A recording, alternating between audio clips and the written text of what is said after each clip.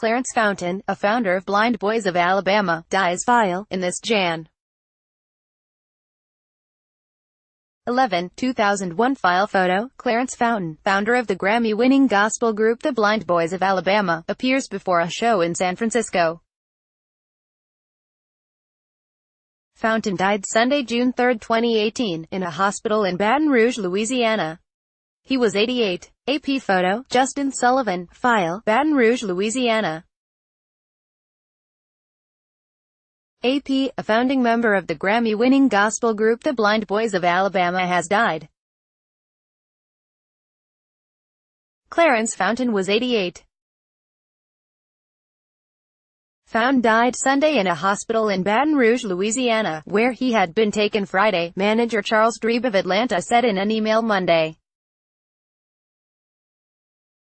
The group won 4 Grammys, a Grammy Lifetime Achievement Award and the National Endowment for the Arts National Heritage Fellowship, and were members of the Gospel Music Hall of Fame. Fountain is survived by his wife, Barbara.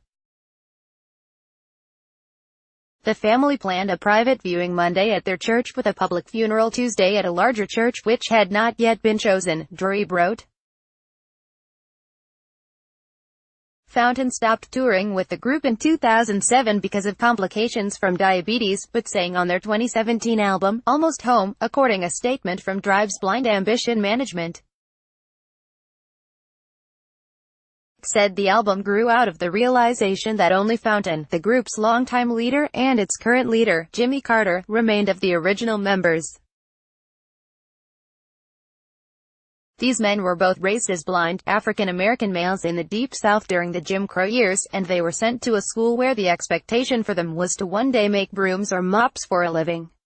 Drebe said, but they've transcended all that.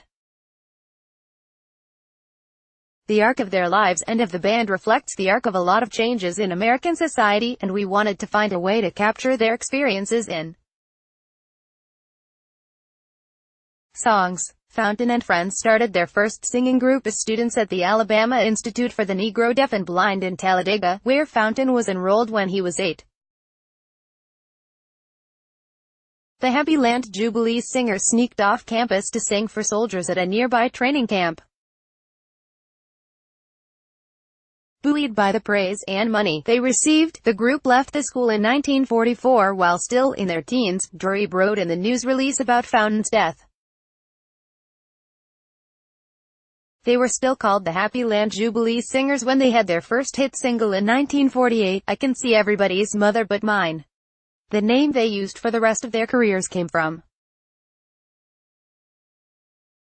a double billing later in 1948 with another group of blind singers, the Jackson Harmoniers, an event promoted as a battle between the 5 Blind Boys of Alabama and the 5 Blind Boys of Mississippi.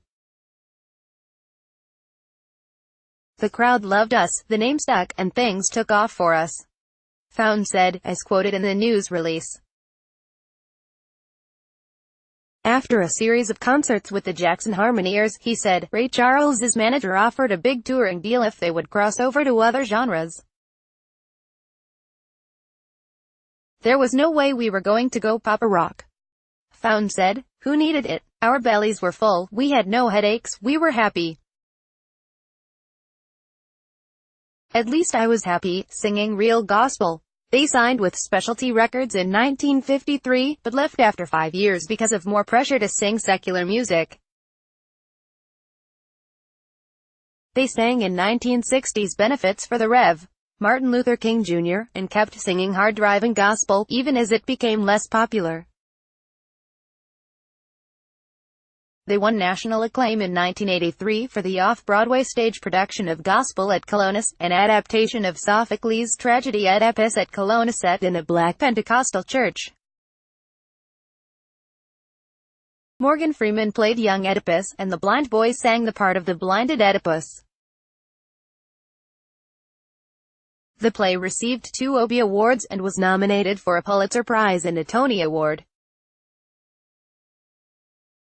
The group's first Grammy nomination came in 1992, and they won their first Grammy for Best Traditional Gospel Album in 2001 with Spirit of the Century, their first release with Peter Gabriel's Real World Records.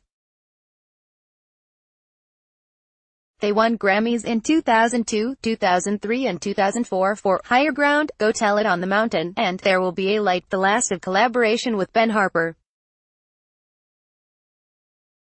The Lifetime Achievement came in 2009. They recorded with artists including Lou Reed, Bonnie Raitt, Tom Waits, K.D. Lang, Justin Vernon of Bon Iver, Susan Tedeschi, Aaron Neville and Mavis Staples. Dreeb quoted Fountain, "My theory is do something good in the end and that will close out your longevity. After that, you can go on home and sit down." Copyright 2018 The Associated Press. All rights reserved. This material may not be published, broadcast, written or redistributed. Advertiser content.